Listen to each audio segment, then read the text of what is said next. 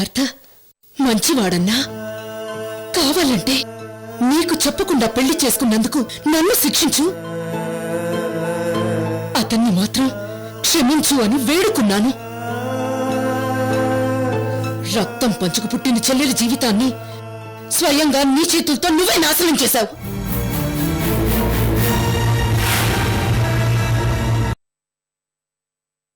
నా మేనకోడల్ని వాడే స్వయంగా తన భార్యగా అందరికీ చెప్పేలా చేస్తాను. అలా చెయ్యలేని రోజు నా ప్రాణాలు విడిస్తాను.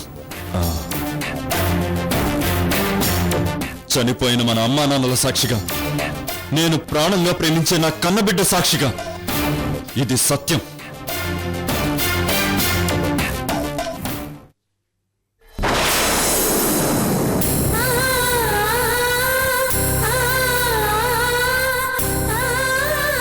అక్కర్లేదు.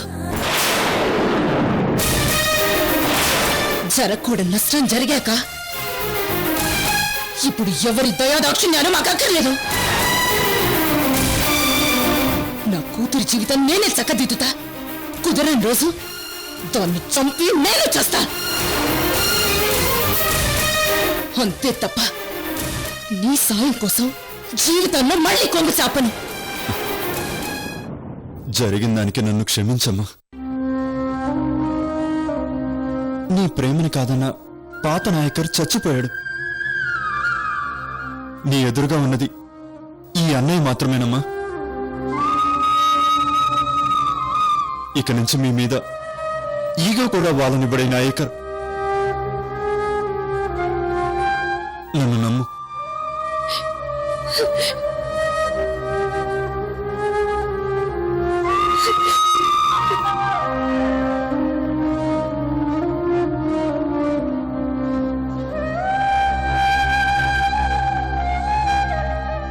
ప్రమాణం చేసి చెప్తున్నాను, ఇంకన్నీ మర్చిపోమ్మా. అన్నీ నాకు వదిలేసి మీరు ధైర్యంగా ఉండండి, సరేనా?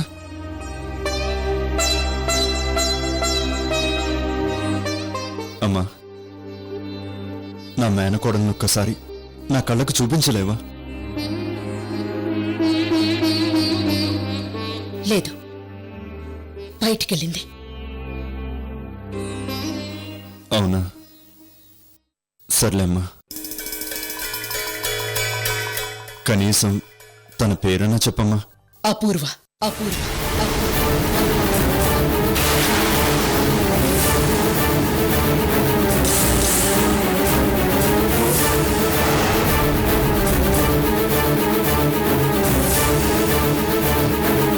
అపూర్వనా?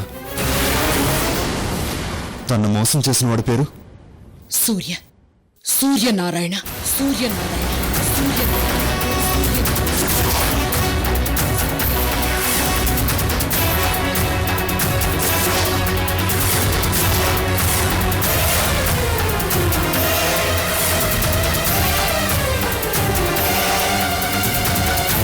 సూర్యనారాయణ.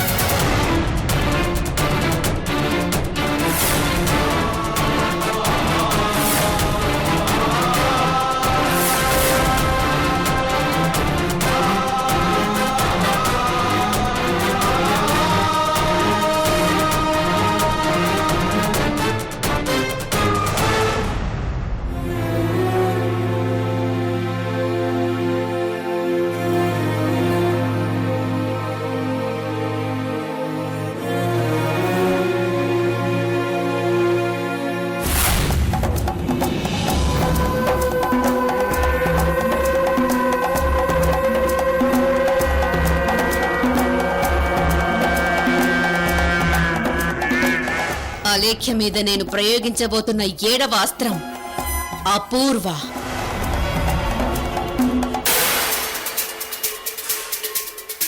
ఆ అలేఖ్య కుంగి కుంగి కృషించి నశించి మట్టిలో కలిసిపోయేది.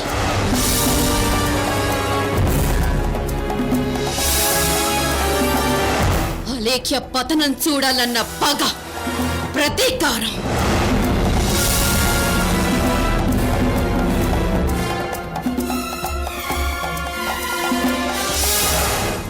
అలేఖ్య దగ్గర నుంచి అందరూ భయపడి గడగడ వణకాలి.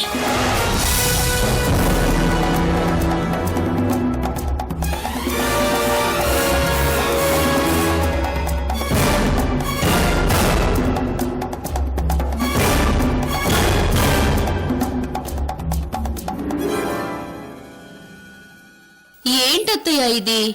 అత్తగారంటే భయపెట్టాలి గాని భయపడితే ఎలా?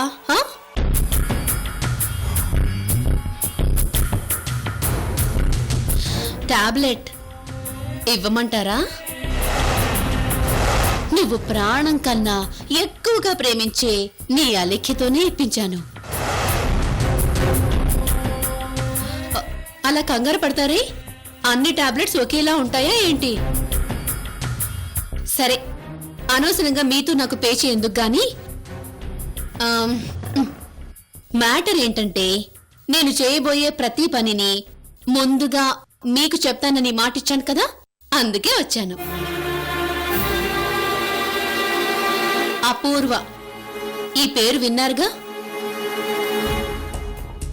అలేఖ్యని కాదని సూర్య ఏరికోరి మరీ పెళ్లి చేసుకున్న ప్రియురాలు.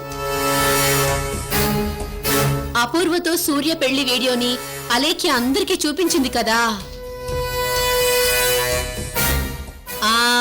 ఆ అపూర్వే ఇప్పుడు అలేఖ్య సూర్యల కాపురంలో ఆరని మంటలు రేపబోతోంది. వాళ్ళిద్దరి మధ్య దూరాన్ని ఇంకా పెంచి దుమారం రేపబోతోంది. ఈ పనికి కర్త అంటే మూల కారణం నేను. కర్మ అంటే ఫలితాన్ని అనుభవించేది అలేఖ్య సూర్య. క్రియ అంటే నా తరపున ఈ పని జరిగేలా చూసేది మీ వరాల మరిది నాయకర్.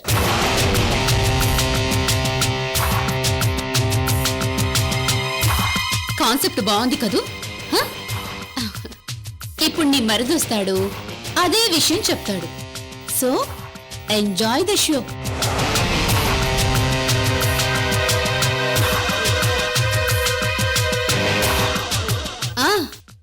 ఈ విషయం నాకెలా తెలుసనా? ఈ అరుంధతికి నోరొక్కటే, చెవులు 10,000. నీలాంబరి, లావణ్య ఇవన్నీ నా చెవులే.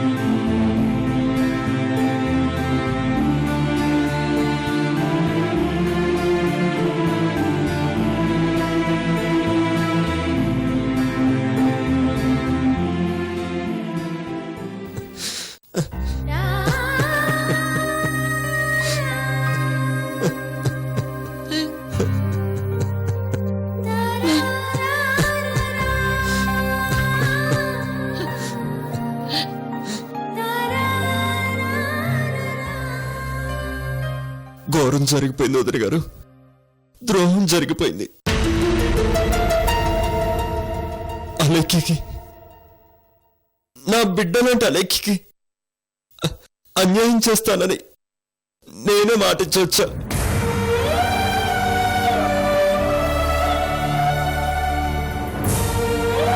అలేఖ్య జీవితంతో ఆడుకుంటున్న అపూర్వ ఎవరు? తన సంగతి ఏంటో తేల్చుకుందామని నేను తన ఇంటికి వెళ్ళాను.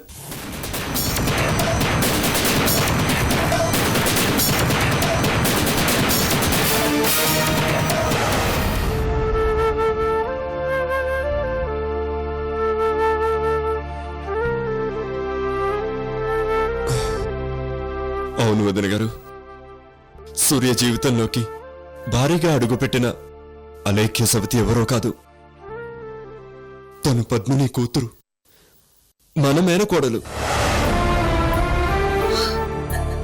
దాని మెళ్ళో తాళి కట్టింది సూర్య అనే విషయం తెలుసుకోకుండా అపూర్వ సూర్యాల పెళ్లి విషయం అందరికీ తెలిసేలా చేసి దాని జీవితాన్ని చక్కదిద్దుతానని పోయిన అమ్మా నాన్నల మీద ప్రమాణం చేశాను వదిన గారు.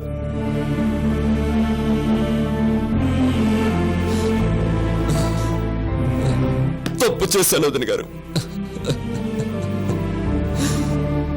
తప్పు చేశాను.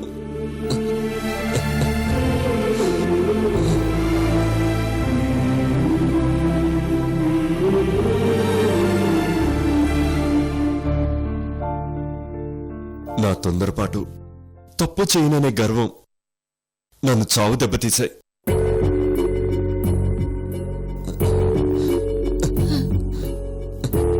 ఇప్పుడు ఇప్పుడు నేనేం చేయను వదిన గారు, ఏం చేయను. మేనకోడల కోసం కన్నబిడ్డలాంటి అలేఖ్యకు అన్యాయం చేయనా? బిడ్డలాంటి అలేఖ్య కోసం మేనకోడల బతుకు ఇంకా నాశనం చేయనా? ఏం చేయను, ఇప్పుడు ఏం చేయను. ఏం చేయమంటారు? అలేఖ్య, అపూర్వ ఎవరిని ఆదుకోను, ఎవరికి అన్యాయం చేయను. భగవంతుడా, ఇప్పుడేది దారి?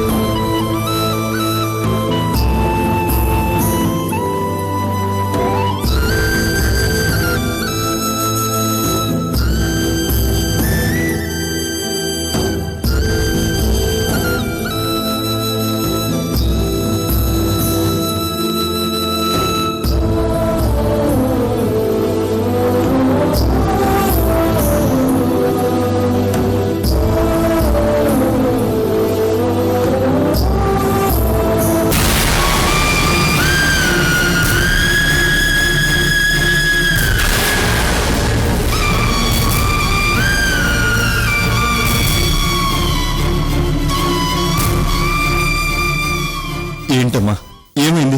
ఏం చేస్తున్నావు? తాళిబొట్టు దారం తెగింది మామయ్య. అలేఖ్య!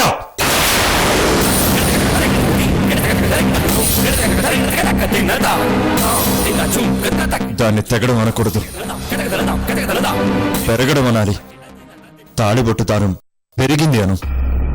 ఓ అదే మామయ్య, తాళిబొట్టు దారం పెరిగింది. చాలా రోజులైంది, నేను చూసుకోలేదు. కరెక్ట్గా కొద్దిసేపటి క్రితమే తెగి అదే పెరిగింది.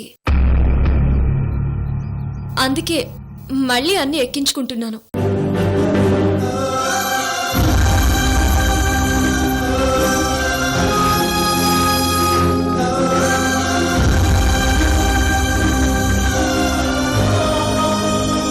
ఏంటి మామయ్య అలా ఉన్నారు? ఏం లేదమ్మా.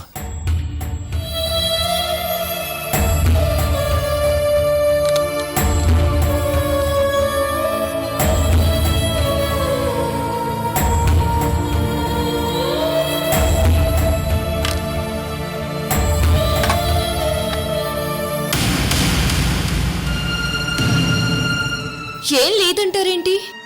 నేను చూడటం లేదా? అసలు మీ మొహమేనా ఇది? ఎలా ఉండేవారు, ఎలా అయిపోయారు? ఒకసారి అద్దంలో చూసుకోండి. అసలు దేని గురించి మామయ్య మీ బాధ? అత్తయ్య గురించా? కాదమ్మా. మరి మీనాక్షి గురించా? మరింక దేని గురించి? ఏం లేదని చెప్పాను కదమ్మా, వదిలేసే.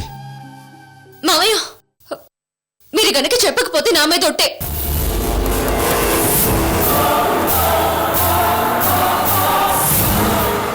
మీనాక్షి పెళ్లి విషయంలో కూడా మీరింత బాధపడ్డం నేను చూడలేదు. చెప్పండి, దేని గురించి మీ బాధంతా?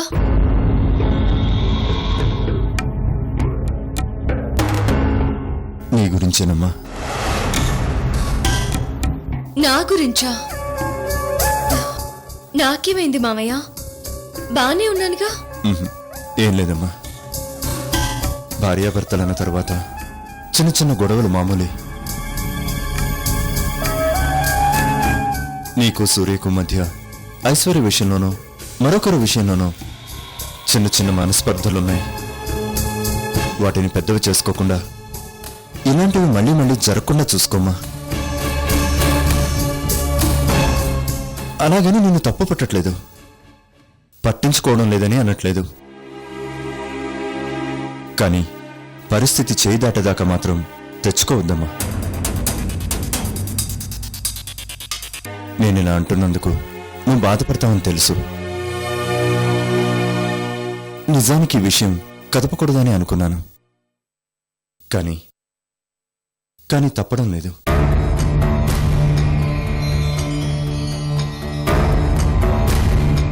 ఆడదాని మనసులో ఒక్కటే భావం ఉంటుంది, ప్రేమ లేదా ద్వేషం. కానీ మగాడి మనసులో ఎప్పుడూ ఆ రెండు భావాలు ఉంటాయి. అవసరాన్ని బట్టి అవి బయటకు వస్తాయి. చీకటి పడేటప్పుడు తెలుస్తుంది కాబట్టి ముందు జాగ్రత్తగా దీపం పెట్టుకుంటాం. కానీ మగాడి మనసు ఎప్పుడు మారుతుందో చెప్పలేం.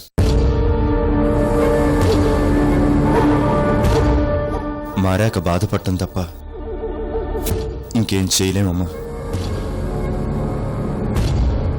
ఏంటి మామయ్య ఇది? ఎప్పుడూ లేంది ఎందుకంత ఎమోషనల్ గా మాట్లాడుతున్నారు? ఏమైంది మీకు? ఏం జరిగింది? మీనాక్షి పెళ్లిని ఎన్ని అడ్డంకులు ఎదురైనా ఎదురు నిలబడి మరీ జరిపించావు. నా కోసం, కేవలం నా కోసం ఇంత చేసిన నీకు కొంతైనా చేయాలి కదమ్మా.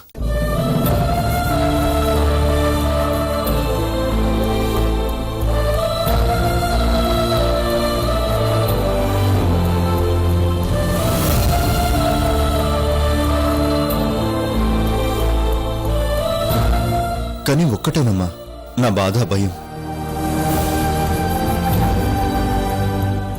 నీకు మేలు చేసే క్రమంలో ఎక్కడ కీడు చేస్తానో అని భయంగా ఉందమ్మా. లేదు, అలా జరగనివ్వను. మేలు చేయకపోయినా కీడు మాత్రం ఎట్టి పరిస్థితుల్లోనూ జరగనివ్వనమ్మా. జరగనివ్వను. ఏంటి మామయ్య? జరగనివ్వనమ్మా. నీకు కీడు జరగనివ్వను, అన్యాయం జరగనివ్వను.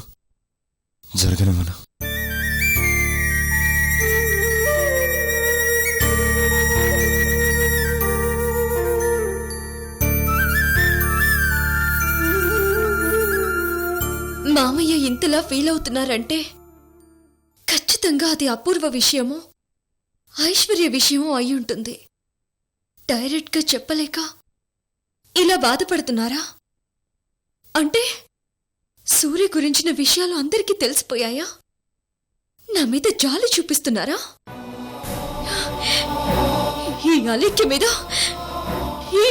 మీద జాలి చూపిస్తున్నారా?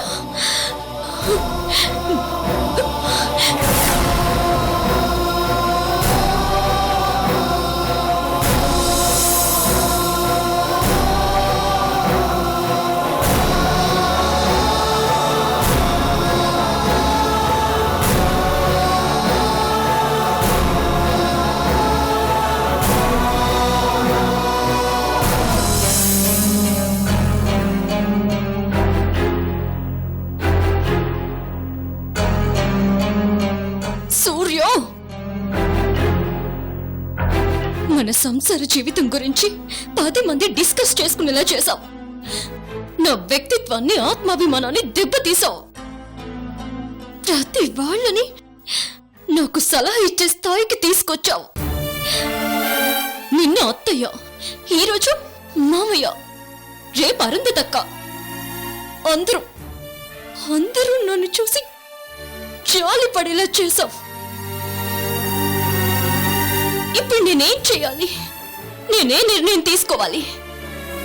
సూర్యుని సంజయ్షి అడగాల? తాడు పేడో తేల్చుకోవాలా?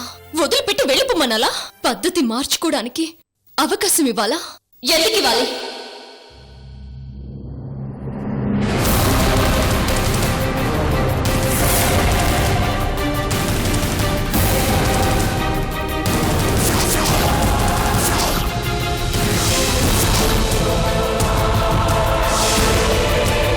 చెప్పు, మళ్ళీ సూర్యకి ఛాన్స్ ఎందుకు ఇవ్వాలి? ఎందుకంటే అది తను నీ భర్త కాబట్టి.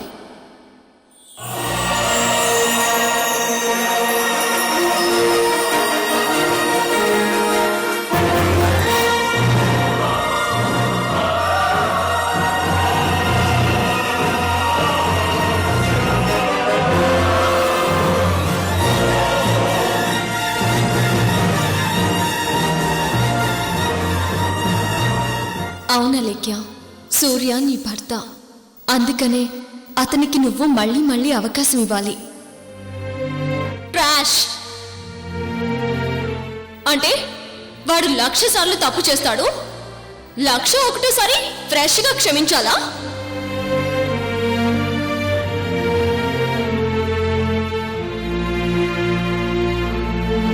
తప్పేంటి? 1,02 సారి అతను నీకు క్షమాపణలు చెప్పి పూర్తిగా మారొచ్చేమో.